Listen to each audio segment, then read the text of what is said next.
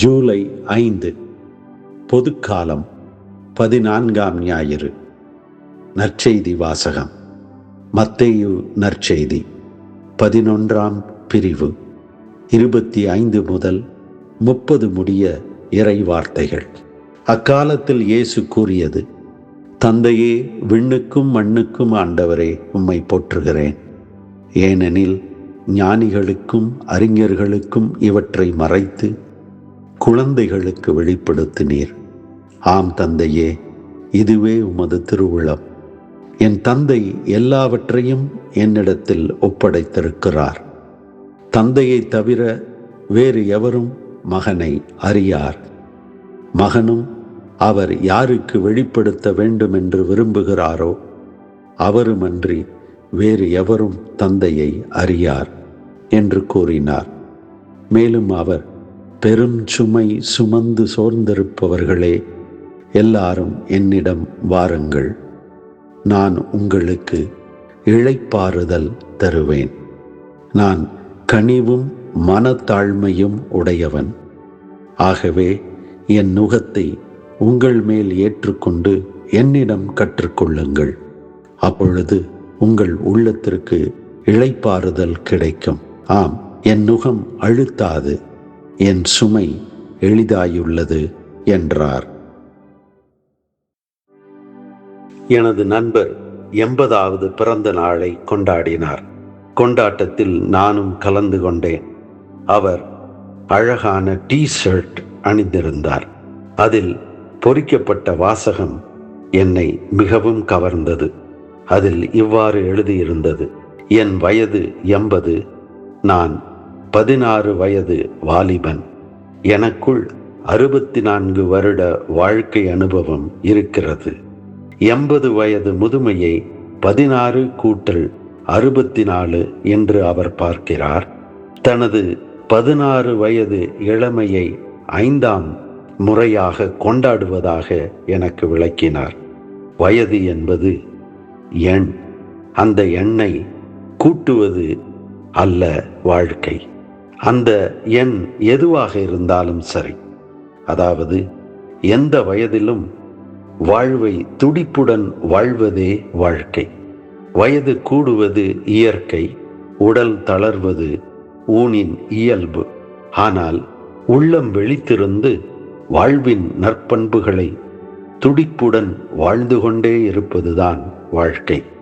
இவ்வகையில் நாம் நிகழ்த்தும் அல்லது நமக்கு நிகழும் ஒவ்வொரு நிகழ்ச்சியும், அது இன்பமோ துன்பமோ, மகிழ்வோ மனச்சோர்வோ, எதுவானாலும் அதில் வாழ்வின் நற்பண்புகளை வாழ்வதே வாழ்க்கை. அவ்வகையில் நமது இறப்பின் நேரம் கூட வாழ்வின் அம்சங்களாக வாழும் நேரமாக நாம் வாழலாம். இன்று பொதுக்காலத்தின் 14ஆம் ஞாயிறு. இன்றைய வாசகங்கள் வாழவே முடியாது என்று நாம் உணரும் துன்ப நேரங்களை கூட வாழ்வின் நேரமாக, வாழ்வின் நற்பண்புகளை துடிப்புடன் வாழும் நேரமாக எப்படி வாழ்வது என்பதை பற்றி சிந்தித்து மன்றாட அழைக்கின்றன. இன்றைய முதல் வாசகத்தில் இறைவாக்கினர் செக்கரையா மெசியா எப்படி வருவார், அரசையும் நாட்டையும் இழந்து நிற்கும் தம் மக்களுக்கு எவ்வழியில் அவர்களுக்குரிய அரசையும் நாட்டையும் திரும்பவும் நிறுவப் போகிறார் என்று கூறுகிறார். மெசியா மற்ற அரசர்களைப் போல் வலிமை மிக்க, போர்த்திறன் மிக்க குதிரையின் மேல் வரமாட்டார். அவர் எளிய மக்கள் அன்றாட தொழிலில் பயன்படுத்தும் கழுதையின் மேல் வருவார். அவரது நாட்டில் போர் புரிய பயன்படுத்தப்படும் குதிரைகளும் போர்க்கருவிகளான அம்பும் வில்லும் இல்லாமல் போகும். அவர்களது நாட்டிலும் அண்டை நாட்டிலும் அமைதி நிலவுமாறு அவர் ஆட்சி புரிவார். இவ்வாறு மெசியாவின் ஆட்சி போர்க்கருவிகள், படைபலங்கள், கோட்டை கொத்தளங்கள் நிறைந்த அரச அதிகாரத்திலோ அடக்கி ஆளும் ஆற்றலை கொண்டு நிறுவப்படும் அரசாகவோ அமையாது. மாறாக மக்களிடையே அமைதியையும் ஒற்றுமையையும் வளர்க்கும் அரசாக இருக்கும். அவர் மக்களை போன்றே வாழும் எளிய அரசராக இருப்பார். மெசியா தன் ஆற்றலையோ அதிகாரத்தையோ காட்டும் அரசர் போல ஆளமாட்டார். மாறாக அவர் மக்களோடு மக்களாக அவர்களின் வேதனைகளையும் சோதனைகளையும் வாழ்ந்து விடுதலையையும் ஆறுதலையும் அமைதியையும் வளர்ச்சியையும் அவர்களிடையே செயலாக்குவார். இந்த பின்னணியில் இன்றைய நற்செய்தியில் இயேசு எளிய மெசியாவாக பெரும் சுமை சுமந்து சோர்ந்திருப்பவரை தன்னிடம் வரவழைத்து இளைப்பாறுதல் தர அழைக்கிறார். அந்த இளைப்பாறுதல் என்பது முதலில் இயேசுவுடன் அமர்ந்து நமது சுமைகளை இறக்கி வைப்பதாகும்.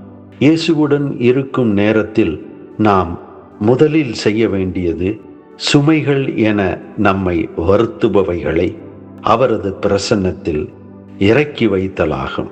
இறக்கி வைத்தல் என்பது அவைகள் இனி நம்மை வருத்தவே வருத்தாது என்று புரிவது அல்ல.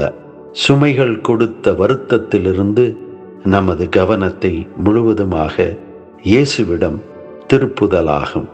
சுமையை இறக்கி வைப்பதிலேயே சுமப்போரில் இளைப்பாறுதல் துளிர்விட ஆரம்பிக்கும். பின்னர் இயேசு தான் எவ்வாறு சுமந்து களைத்தவர்களுக்கு இளைப்பாறுதல் தரப்போகிறார் என்று கூறுகிறார். அவர் கனிவும் மனத்தாழ்மையும் உடையவர். அதாவது ஒரு வேளையால் அல்லது ஒரு நண்பர் நம்மிடம் எப்படி நடந்து கொள்வாரோ அவரைப் போலவே கனிவாக மனத்தாழ்மையுடன் நமது சுமையை இறக்கி தனது இளைப்பாறுதலை இயேசு வழங்குவார். அவர் தரும் இளைப்பாறுதல் என்பது என்ன? இனி நமக்கு சுமையே இருக்காது என்ற நிலை நமக்கு உருவாகும் அல்லது அந்த நிலையை உருவாக்கும் மாயாஜாலமோ அல்லது மந்திரச் செயலோ அல்ல. நமது சுமைகள் நம்முடன் தான் இருக்கும். ஆனால் அந்த சுமைகளை அவர் கற்றுத்தரும் வழியில் சுமக்கும் போது அது நம்மை அழுத்தாது, கடினமானதாக இருக்காது. அவர் எப்படி நமக்காக பாரமான சிலுவையை சுமந்து அன்பையும் மன்னிப்பையும் வழங்கினாரோ அதை போலவே நமது சுமைகள் தரும் வழிகளும் வேதனைகளும் நிறைந்தவனவாக இருந்தாலும் அந்த சுமைகள் நமது அன்பையும் பரிவையும் கனிவையும் மன்னிப்பையும் பகிர்வையும் நாம் வழங்கும் நேரங்களாக வாழ இயேசு நமக்கு கற்றுக் கொடுப்பார். நாம் வாழும் சூழ்நிலையில் நாம் செல்வந்தரோ ஏழையோ, படித்தவரோ அல்லது பாமரரோ, எந்த சூழ்நிலையில் வாழ்ந்தாலும் நம்மில் யாராலும் துன்பம், சுமைகள், வருத்தம், பிரிவு, சோகம் இவைகள் இல்லாமல் வாழவே முடியாது. வாழ்வில் இவைகளை வாழ்ந்துதான் ஆக வேண்டும். இவைகள் வாழ்வின் இயல்பான பாகங்கள். இவைகள் இல்லாத வாழ்வே இல்லை. அப்படி இருக்கையில் நம் சுமைகளோடு எப்படி வாழ்வது? எப்படி அந்த சுமைகளை எளிதான அழுத்தாத சுமைகளாக வாழ்வது என்பதை சிலுவை சுமந்த இயேசு கனிவுடனும் மனத்தாழ்மையுடனும் நமக்கு கற்றுத்தருகிறார். அவரைப் போல சுமைகளை தவிர்க்காமல் அவர் காட்டும் வாழ்வில் இனிமையான பாதையில் சுமை சுமந்து அவர் பின்னே வழி நடக்க சொல்லித் தருகிறார். இன்றைய 2ஆம் வாசகத்தில் திருத்தூதர் பவுல் இந்த சுமை சுமக்கும் பாதையை இயேசுவின் சிலுவை உயிர்ப்பு பாதையாக நமக்கு விளக்குகிறார். இறைமகன் இயேசு தனக்கிருந்த ஆற்றலால், அதிகாரத்தால் மனிதருக்கு இருந்த துன்பம், துயரம் எல்லாவற்றையும் கண்ணிமைக்கும் நேரத்தில் இல்லாமல் செய்திருக்கலாம். ஆனால் அவர் தனது எளிமையில், கனிவில், மனத்தாழ்மையில் நமது எல்லா துன்பங்களிலும் மரணத்திலும் பங்கு கொண்டு வாழ்ந்தார்.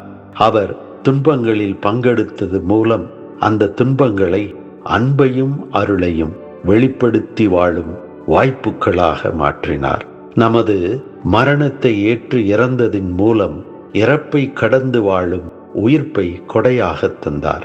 இவ்வாறு சுமைகளின், துன்பங்களின், இறப்பின் நடுவில் அவர் பயணம் செய்து இவைகளை அன்பின், அருளின் வாழ்வுக்கு, நிலையான வாழ்வுக்கு பாதையாக அமைத்து கொடுத்தார். இந்த பாதையில் வழி நடக்க நமக்கு தேவையான அருளையும் நமது திருமுழுக்கில் நமக்கு அவர் தந்துள்ளார். ஆம், திருமுழுக்கில் கிறிஸ்துவின் ஆவியை நாம் கொடையாக பெற்றிருக்கிறோம்.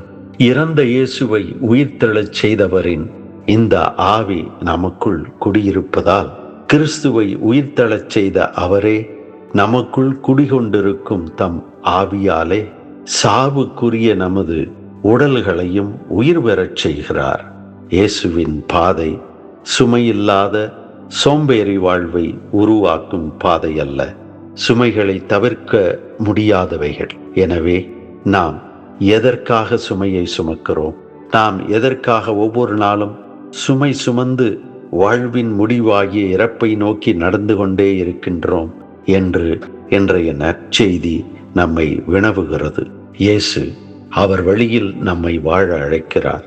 அவர் பாதையில் அவர் சீடராய் அவர் போல சிலுவையாகிய நமது சுமைகளை அன்பிற்காக, அமைதிக்காக, மன்னிப்பிற்காக, பகிரும் மனப்பான்மை தழைப்பதற்காக நமது சுமைகளை சுமக்க அழைக்கிறார்.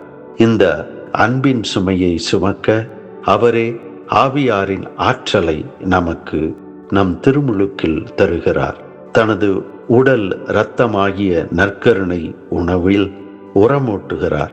அவர் பாதையில் சுமை எளிது, சிலுவையாகிய நுகம் அழுத்தாது. அவர் பாதையில் நம் மரணம், நம் மனித வாழ்வில் தப்பிக்க முடியாத மரணம் கூட வாழும் நேரமாக மாறும். சுமையோடு வருவோம். அவருடைய சிலுவை அடியில் சுமைகளை இறக்கி வைப்போம். அவரிடமிருந்து கனிவோடு மனத்தாழ்மையோடு கற்றுக்கொள்வோம். அவரோடு நடக்கும்போது நமது நுகம் அழுத்தாது, நமது சுமை எளிதாகும். நமது 16 வயது இளமை 6 முறை வரை கொண்டாடி கொண்டிருக்கும் வாழ்வை இயேசு நமக்கு அருள்வார்.